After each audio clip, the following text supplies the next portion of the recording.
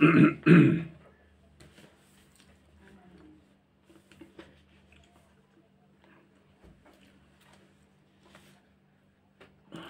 सबको जय भीम, नमो बुद्धाय। आज हम तीसरे खंड का तीसरे खंड के पहले भाग का दूसरा प्रकरण देखने जा रहे हैं और बहुत इम्पोर्टेंट है। कल जैसे हमने कहा, ये इस ग्रंथ का और कुल बुद्ध की शिक्षा का एक सेंट्रल पार्ट दिखाई देता है, मध्यवर्ती बिंदु दिखाई देता है। और ये तीसरा खंड जो है, तृतीय कांड जो है, third book of the Buddha and his Dhamma, ये बहुत इम्पोर्टेंट पार्ट है, खंड है। तो आज हम इस तीसरे खंड के तीसरे कांड के प्रथम भाग के दूसरे चैप्टर में अभी प्रवेश कर रहे हैं और बहुत ही सती के साथ, जागृति के साथ, जागरूकता के साथ इसको हम पढ़ेंगे, क्योंकि इसका जो सेंट्रल पॉइंट है वो सती है, जागरूकता ही है। और इसका जो संदर्भ है वो मध्यम निकाय के गणक मोगलान सूत्र से है। गणक मोगलान सूत्र जो 107 नंबर का सूत्र है, बहुत इम्पोर्टेंट सूत्र है।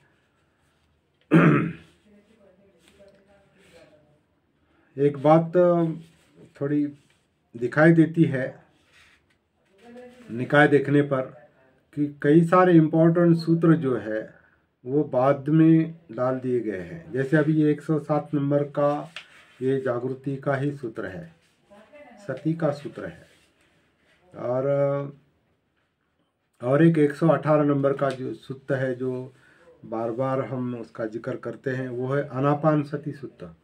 वो बहुत इम्पोर्टेंट और बेसिक सूत्र है जो सती जागरूकता का संदेश देता है, लेकिन वो मध्यम निकाय में 118 नंबर में डाल दिया है, जो शुरू में होना चाहिए था। तो चलिए, ये भी बात थोड़ा चलते चलते हम समझ लेते हैं। अभी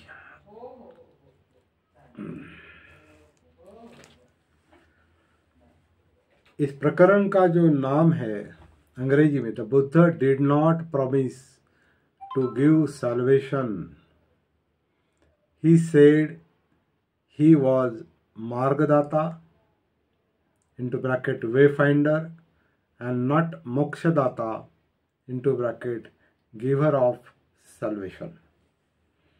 उसका अनुवाद बनते आनंद कौशल्यायन जी ने इस तरह से किया है कि भगवान बुद्ध ने कभी किसी को मुक्त करने का आश्वासन नहीं दिया। उन्होंने कहा कि वे मार्गदाता है, मोक्षदाता नहीं है। तो एक एक मुद्दे को हम पढ़ते पढ़ते आगे चलते हैं। थोड़ा चैप्टर बड़ा है, समय भी लग सकता है। अगर बीच में आवश्यक लगता है तो हम इसको आधे में छोड़कर आधा पार्ट हम कल भी ले सकते हैं। लेकिन अगर मूड बनता है या एक फ्लो बनता है तो हम इस चैप्टर को हम पूरा भी कर सकते हैं। तो एक एक को लेकर अभी पढ़ते हैं। बहुत से धर्म इल्हामी धर्म माने जाते हैं। इसका अर्थ आगे दिया है। बहुत से धर्म इल्हामी धर्म यानी रिविलेशन, इल्हामी धर्म यानी इल्हाम यानी रिविलेशन, इल्हामी धर्म माने जाते हैं। भगवान बुद्ध का धर्म इल्हामी धर्म नहीं है। Most religions are described as revelation, but the Buddha's religion is not a revelation. बहुत से धर्म इल्हामी धर्म है, लेकिन बुद्ध का धर्म, भगवान बुद्ध का धर्म, जैसे बनते जी ने अनुवाद किया है वही हम पढ़ रहे हैं अभी। भगवान बुद्ध का धर्म इस्लामी धर्म नहीं है। कोई धर्म इस्लामी धर्म इसलिए कहलाता है कि वह भगवान का संदेश व पैगाम समझा जाता है ताकि वे अपने रचयिता की पूजा करें कि वह उनकी आत्माओं को मुक्त करें। अक्सर ये पैगाम किसी चुने हुए व्यक्ति के द्वारा प्राप्त माना जाता है जो पैगाम्बर कहलाता है, जिसे वह पैगाम प्राप्त होता है और जो फिर उस पैगाम को लोगों तक पहुंचाता है। ये पैगंबर का काम है कि जो उसके धर्म पर ईमान लाने वाले हों उनके लिए मोक्ष लाभ निश्चित कर दें। जो धर्म पर ईमान लाते हैं उनकी मुक्ति का मतलब है उनकी रूहों की निजात, ताकि वे अब दोजख में न जा सकें। लेकिन उसके लिए शर्त है कि उन्हें खुदा के हुक्मों की तामील करनी होगी और ये स्वीकार करना होगा कि पैगंबर खुदा का पैगंबर है। Salvation of the faithful means the saving of their souls from being sent to hell, provided they obey God's commands and recognize the prophet as his messenger. Buddha ने कभी भी अपने को खुदा का पैगंबर होने का दावा नहीं किया।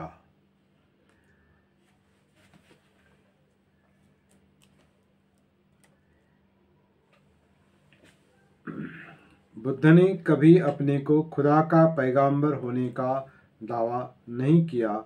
यदि कभी किसी ने ऐसा समझा तो भगवान बुद्ध ने उसका खंडन किया।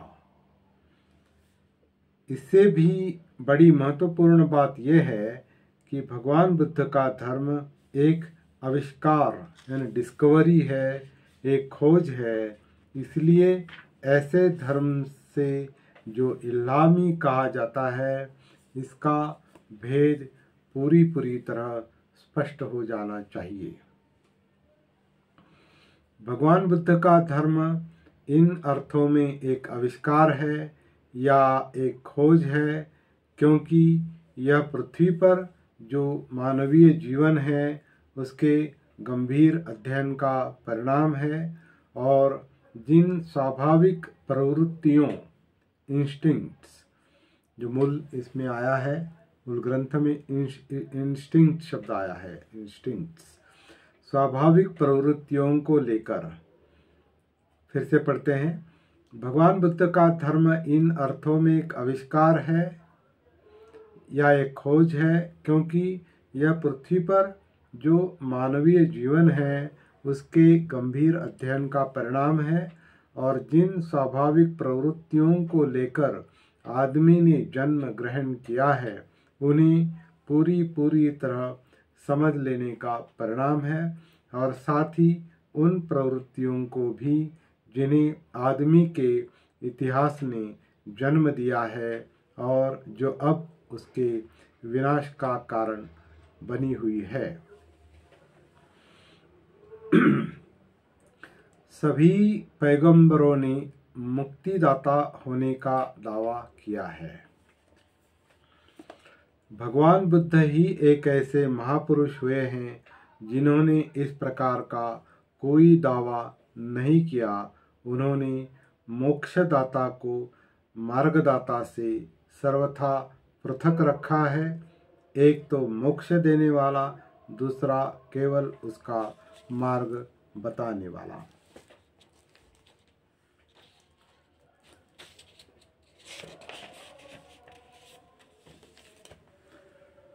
All prophets have promised salvation. The Buddha is the one teacher who did not make any such promise.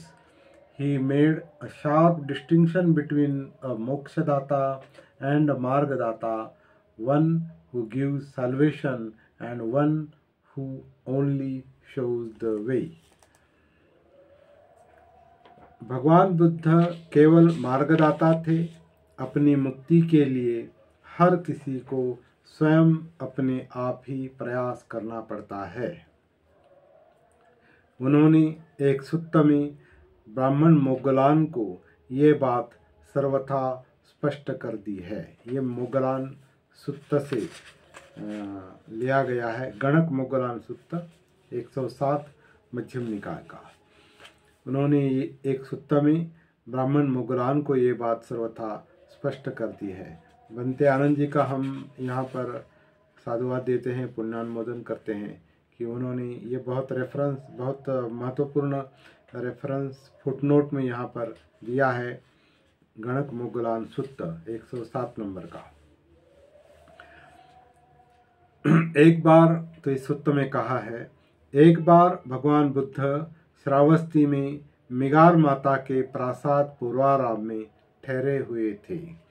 उस समय ब्राह्मण मोगलान गणक तथागत के पास आया और कुशल क्षेम पूछकर एक ओर बैठ गया। इस प्रकार बैठकर ब्राह्मण मोगलान गणक ने तथागत से कहा, श्रमण गौतम, जिस प्रकार किसी भी आदमी को इस प्रासाद का परिचय क्रमशः प्राप्त होता है, एक क्रम के अनुसार एक के बाद दूसरा, यहाँ तक कि आदमी ऊपर की अंतिम सीढ़ी तक जा पहुँचता है, इसी प्रकार हम ब्राह्मणों का शिक्षा क्रम भी क्रमिक है, क्रमशः है, अर्थात हमारे वेदों के अध्ययन में।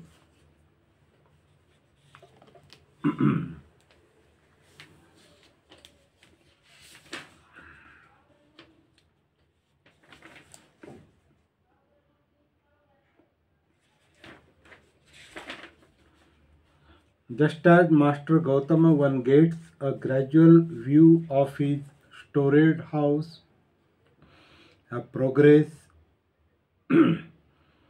a graduated path, and so on, right up to the last step of the stairs, just so is the progressive training of us Brahmins, that is to say, in our course of study in the Vedas.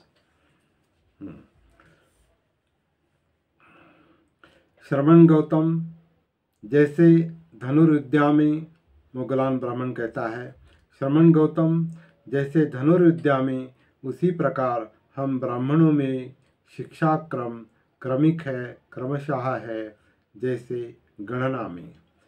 जब हम विद्यार्थी को लेते हैं तो हम उसे गणना सिखाते हैं। 1 1, 2 दूनी 3 तिया, मतलब 2 दूनी 4, 3 तिया, 4 चौके 16, इस प्रकार 100 तक। अब श्रमण गौतम, क्या आपके लिए भी ये संभव है कि आप ऐसे भी शिक्षण क्रम का परिचय दे सके जो क्रमिक हो, जो क्रमशः हो, और जिनके अनुसार आपके अनुयायी शिक्षा ग्रहण करते हो? ब्राह्मण बुद्ध कहते हैं, ब्राह्मण ये ऐसा ही है, ब्राह्मण ये ऐसा ही है। एक चतुर अश्व शिक्षक को ही लो। वह एक श्रेष्ठ बछड़े को हाथ में लेता है। सबसे पहले वह उसके मुंह में लगाम लगाकर उसे साधता है, फिर धीरे धीरे दूसरी बातें सिखाता है।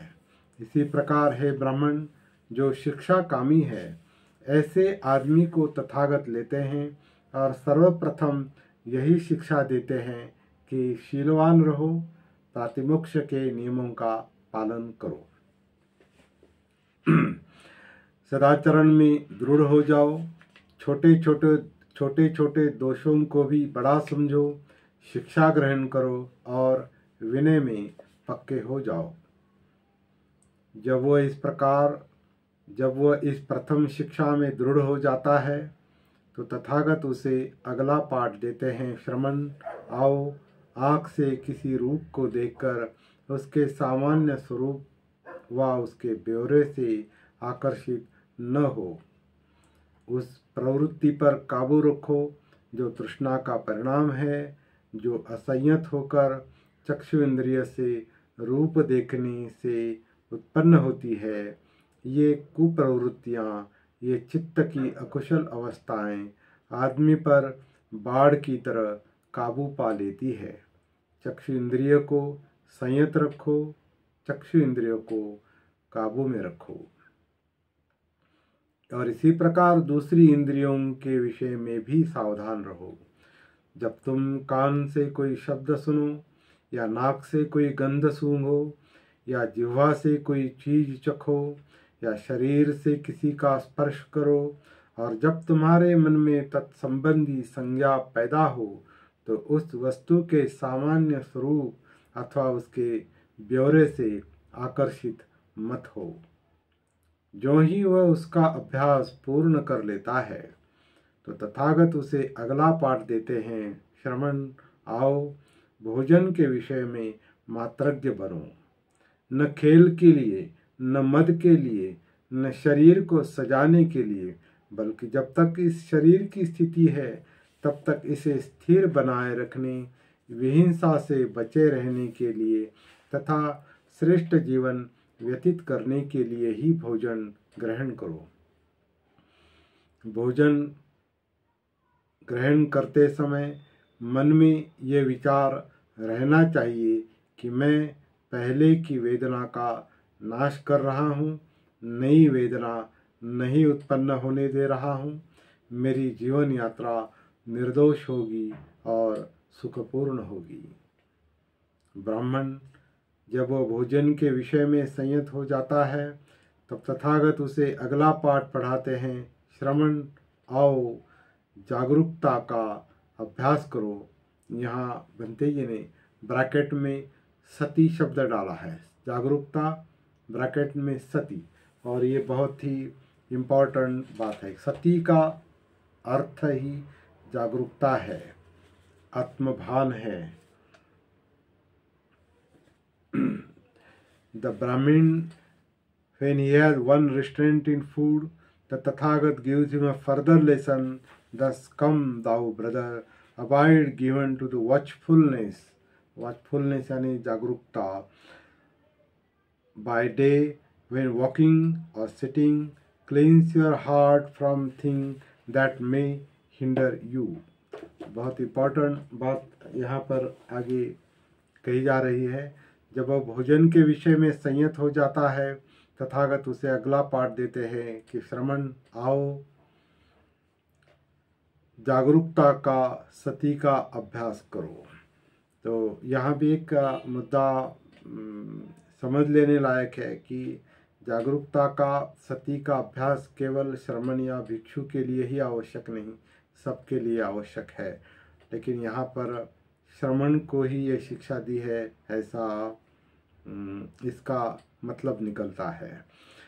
तो श्रमण आओ, जागरूकता का, सती का अभ्यास करो। दिन के समय चलते हुए व बैठे बैठे अपने चित्त को चित्तमलों से परिशुद्ध करो। रात के पहले प्रहर में भी चलते फिरते रहकर व एक जगह बैठकर ऐसा ही करो। रात के दूसरे पहर में सिंह शैया से दाहिनी करवट लेट जाकर एक पैर को दूसरे पांव पर रखे हुए जागरूकता तथा सम्यक जानकारी से युक्त अप्रमादरत रहो। तब रात के तीसरे पहर में जाकर चलते हुए व बैठे बैठे अपने चित्त को चित्तमलों से परिपूर्ण परिशुद्ध करो। बहुत ही इम्पोर्टेंट बात है। और ब्राह्मण, बुद्ध आगे कहते हैं, और ब्राह्मण जब जागरूकता का यानी सती का अभ्यास ही होता है, तो तथागत उन्हें अगला पाठ देते हैं कि श्रमण आओ, जागरूकता और स्मृति संप्रजन्य, सम्यक जानकारी, ऐसा उसका ब्रैकेट में अनुवाद किया है बंते जी ने।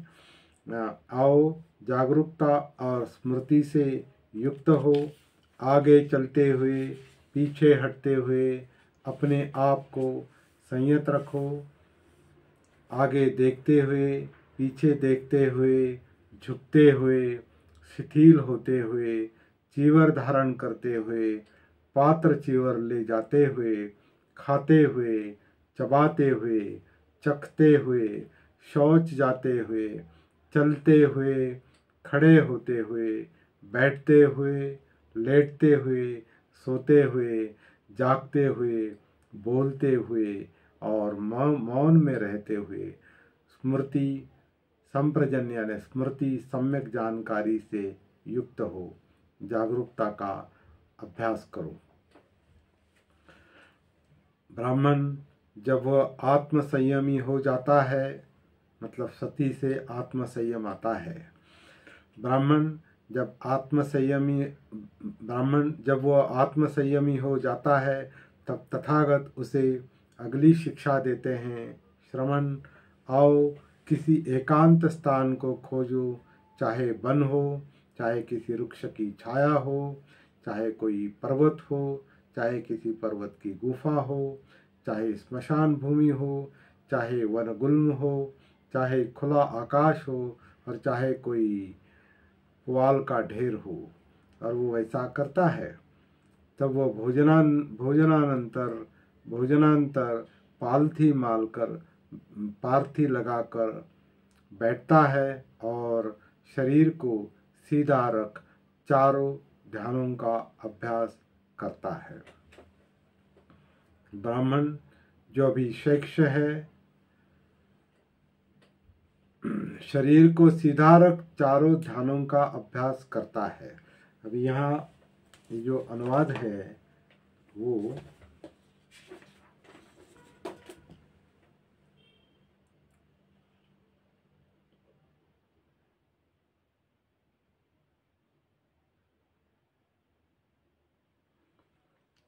फोर एक्सटेसिस मतलब चार ध्यान, ऐसा उसका अनुवाद किया है। फोर एक्सटेसिस चारों ध्यानों का अभ्यास करता है, मतलब सती से ध्यान की प्राप्ति होती है, चारों ध्यानों की प्राप्ति होती है, ऐसा इसका मतलब निकलता है। तो इस पर अभी बहुत ही सविस्तर डिटेल में चर्चा, चिंतन और प्रैक्टिस करने की आवश्यकता है, ये बात समझने के लिए। इसको फिर से पढ़ते हैं। ब्राह्मण जब वो आत्मसंयमी हो जाता है, तब तथागत उसे अगली शिक्षा देते हैं, श्रवण, आओ किसी एकांत स्थान को खोजो, वन हो, किसी वृक्ष की छाया हो, पर्वत हो, पर्वत की गुफा हो, स्मशान भूमि हो, चाहे वन गुल्म हो, खुला आकाश हो या पुआल का ढेर हो, वो वैसा करता है। तब वो भोजन के बाद पालथी लगाकर बैठता है, शरीर को सीधा रखकर चारों ध्यानों का एक्सटेसी का अलिप्त हो, एक्सटेसी कमिंग आउट, चारों ध्यानों का अभ्यास करता है। ब्राह्मण जो अभी शैक्ष है, जो अभी अशैक्ष नहीं हुए हैं, जो अभी अशैक्ष होने के लिए प्रयत्नशील है, उनके लिए मेरी यही शिक्षा क्रम है। लेकिन जो अरहत पद प्राप्त है, जो अपने आश्रयों का क्षय कर चुके हैं, जो अपने जीवन का उद्देश्य पूरा कर चुके हैं, जो कृतकृत्य है, जो अपने सिर का भार उतार चुके हैं, जो मुक्ति प्राप्त है, जिन्होंने भवबंधन का मूलोच्छेद कर दिया है और जो प्रज्ञा विमुक्त है, ऐसों के लिए उपरोक्त श्रेष्ठ जीवन सुख विहार भर के लिए है और जागरूकता युक्त जीवन आत्मसंयम मात्र के लिए है। ये हर बात को बारीकी से देखना आवश्यक है। जब ये कहा जा चुका, तब ब्राह्मण मुगलान गणक ने तथागत से कहा, श्रवण गौतम, मुझे ये तो बताएं कि क्या आपके सभी शिष्य निर्वाण प्राप्त करते हैं अथवा कुछ नहीं भी कर पाते? ब्राह्मण, इस क्रम से शिक्षित मेरे कुछ श्रावक निर्वाण प्राप्त कर लेते हैं, कुछ नहीं भी कर पाते हैं। तो श्रवण गौतम, इसका क्या कारण है? श्रवण गौतम, इसका क्या हेतु है? यहाँ निर्वाण है, यहाँ निर्वाण का मार्ग है, और यहाँ श्रमण गौतम जैसा योग्य पथ प्रदर्शक है। तो फिर क्या कारण है कि इस क्रम से शिक्षा प्राप्त कुछ श्रावक निर्वाण प्राप्त करते हैं, कुछ नहीं करते हैं? ब्राह्मण, मैं तुम्हारे इस प्रश्न का उत्तर दूंगा, लेकिन पहले तुम जैसा तुम्हें लगे वैसा मेरे इस प्रश्न का उत्तर दो। ब्राह्मण, अभी बताओ कि क्या तुम राजगृह जाने आने का मार्ग अच्छी तरह जानते हो? श्रमण गौतम, मैं निश्चय से ही राजगृह जाने आने का मार्ग अच्छी तरह जानता हूँ।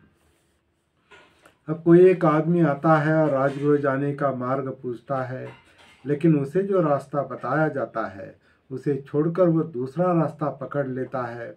वह गलत मार्ग पर चल देता है, पूर्व की बजाय पश्चिम की ओर चल देता है। तब एक दूसरा आदमी आता है और वह भी रास्ता पूछता है।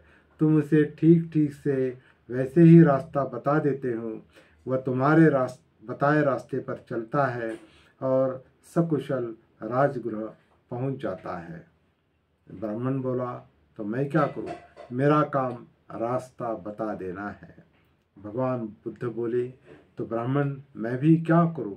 तथागत का काम भी केवल रास्ता बता देना है।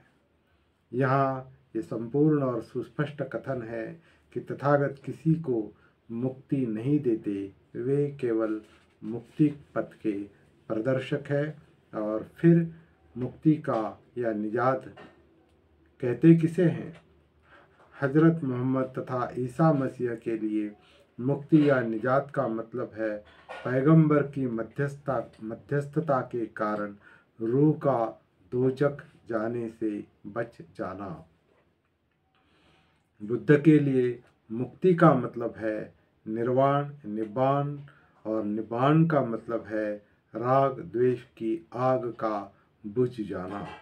ऐसे धर्म में मुक्ति का आश्वासन या वचनबद्धता हो ही कैसे सकती है? ये कहकर ये प्रकरण, ये चैप्टर पूरा किया है। बहुत इम्पोर्टेंट है और प्रैक्टिकल है, सरल बात है, प्रैक्टिकल है। ये सती साधना का मुद्दा है और जागृति की साधना का मुद्दा है। और कुछ लोग अभी जानते हैं कि हम भी सती साधना पर और जागृति की कार्यशाला पर हम ज़्यादा जोर देते हैं, लेकिन हमने जो उसका एक रेफरेंस बुक यानी रेफरेंस सूत्र जो रखा है वो मध्यम निकाय के 118 नंबर का आनापानसति सूत्र है। और वो सूत्र भी सांस से लेकर काया, वेदना, चित्त, मनोधम्म यानी 4